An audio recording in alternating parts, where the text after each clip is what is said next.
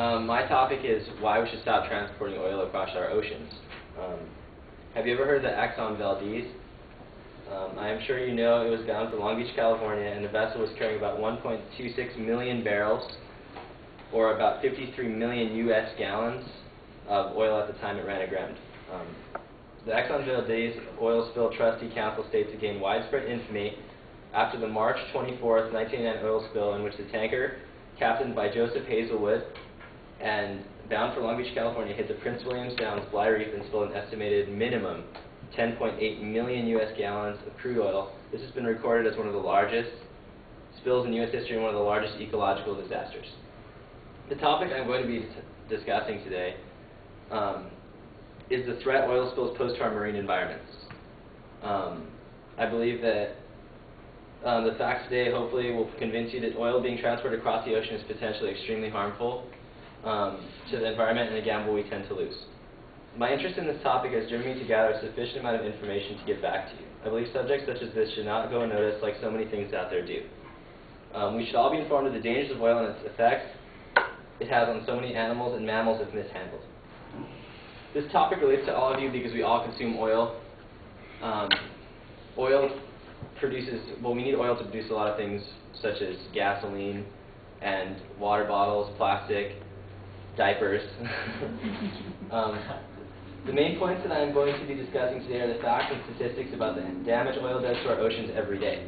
Most of it goes completely unnoticed because most of it are deep ocean spills, so the oil just sinks to the bottom of the ocean and it stays down there to do its damage down at the bottom of the seabed, which is what we don't see. The reasons why we should stop depending on oil for our energy sources and the cons of attempting to wane America off the oil monster, which is what we depend on. First main point I would like to discuss is the damage oil does to the ocean. There are oil spills that occur every year. In fact, Exxon Valdez still accounted for only 5% of the oil spilled that year alone. Only 5. The Exxon Valdez is the 35th largest spill in history and is most known because it impacted coastlines.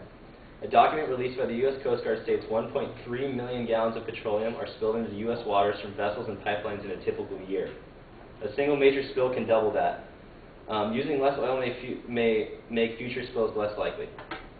This disaster and others like it take time to heal and is extremely difficult to measure the long-term impact on the environment. Certainly Exxon is to blame, but what part does America and its need for energy play in this? This tragedy was set into motion by human error, not following regulations, and the need for energy resources in Mother Nature herself. Our disasters of this type are a product of the technological era we live in, and should we prevent more disasters of this type? At this point, this question evades an answer. Prevention of further disasters requires that as individuals and as a nation we assess our energy demands. We as Americans, because of our dependency on oil, killed according to the Assortment Foundation during this oil spill 3,000 sea otters, 250,000 seabirds, 30 harbor seals, and 250 bald eagles. 22 orcas or killer whales were also killed. It was impossible to count in all the fish and small creatures that died, but scientists estimate the death toll in the billions. I would like to give you the cons of how it would be difficult to wane America off of oil and foreign resources. Most oil spills do not affect the environment as you think they would. They are mostly off the coast where oil dissipates, like I told you before, and sinks to the ocean bed where we cannot see its destruction. That's usually America's motto: if you can't see it, then it doesn't happen. Most would say Exxon was a freak accident and will never happen again, but the problem is it did happen and it will again in due time. It's just probability. One spill is intolerable. I'm going to give the argument in favor of maintaining our normal consumption of oil. Oil powers everything that moves us for the most part. It is a good source of energy for our vehicles and it is efficient. The price frequently rises to extreme highs and frequently drops to low lows. The average person, according to Brandon Hanson, an economist, is quoted as saying the average person spends over $1,500 on gas every year. To most people, this expenditure just goes unnoticed because we have a compulsory need and we have to have it. It's essential. To most people, gas consumption is much like going to the store or shopping. It is instilled in our culture. We do spend about $1,500 less on gas than we do on food, so most people don't think it's that much of a problem. The global market depends on oil. Oil companies, I mean, it's a huge business. It's like It's a multi-billion-dollar business, and it fuels a huge global economy. It's a big part of our lives. The global market spends on oil, along with those increasingly greedy rich men who don't really care about me or you. They care about themselves. Global warming is also is a byproduct of producing oil, and we have to send the oil over the ocean, so we're doing a double. I mean, two wrongs don't make a right, you know? The bottom line is oil is okay because we need it. We know it's bad and harmful, but we use it anyway because we have no choice. Green energy is here, but the powers that be prevent it from becoming a true reality because of greed, basically. Conclusion, I hope I have persuaded you and informed you on the harmful effects of oil and how hopefully with time, we can be freed of the harmful pollution, death, and destruction it causes globally. We all need to push for green energy and pull away from oil. Thank you.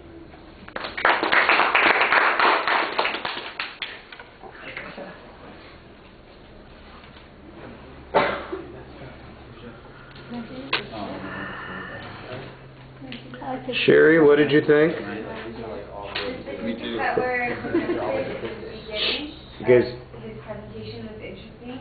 I liked how the topic related to the audience. The preview was clear, and the transitions of the main topics were clear also. Maybe he could have used some source citation, but other than that, it was good.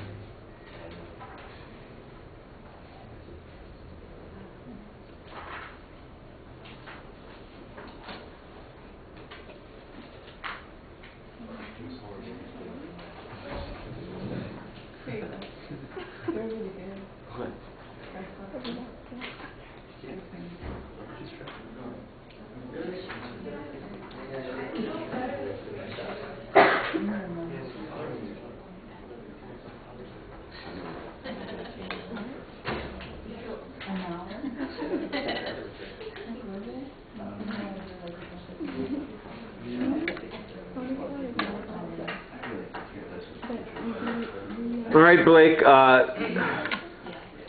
starting with my topic is a personal bugaboo of mine that I've mentioned before, so I will just mention it one more time, and hopefully for the last time for anybody in here. I like the question that you've got. That works a little bit better about the Exxon Valdez. You've got an example to set up your subject. It's not quite clear exactly where you're going to go. You're talking about a general problem, and I think that becomes clear later on in the speech, because at first it sounds like you're just going to be talking about the impact of oil spills on the oceans, and then you kind of switch gears and you're just talking about some of the problems with dependence, and then right at the very end, with barely any time at all, there's a discussion about how we need to go to green energies and how we're not able to do that because the man is keeping us down on that. You know, it's like... I had all that in my visuals, like I had all the statistics and everything I was going to talk about. Like I was just going to kind of improvise. Okay, well, you know, like I said, the visuals are not supposed to be part of the assignment, so you do have to figure out how you're going to function without those kinds of things. But it does seem like you are switching topics as you go through the speech. Instead of focusing on the one point that you're trying to make, you kind of just get off on these other tangents. And if there's an argument about it being inherently unsafe, which I think you do have in the speech, it needs to be developed a little bit more about how you mentioned it's inevitable, for instance, that we're going to have these spills, and you quantify the average amount of oil that's leaked each year. But the nature of those spills, are they, for instance, the transportation issue that you're talking about? Are they production issues, for example? I think there's some problems with that point. The presentation, you need a little bit more variety and enthusiasm in your voice. You sound like you're reading. It just seems like it's not as well structured and put together as it sounded like it was going to be. In the first part, I thought you were doing okay, but about 2 or 3 minutes in, it just seemed like it all of a sudden started swerving from one issue to another. And you've got this big dilemma for yourself about, how we need oil and how dependent we are on it and how we need to get rid of oil. And so we've got that dilemma. And then although you mention it right at the very end about maybe green alternatives or ways of reducing our demand on oil, you don't really get into that, and that was never really stated originally as the point that you were trying to make, and I think that's something that probably could have been the focus of your speech, and it would have been clearer. All right, thank you.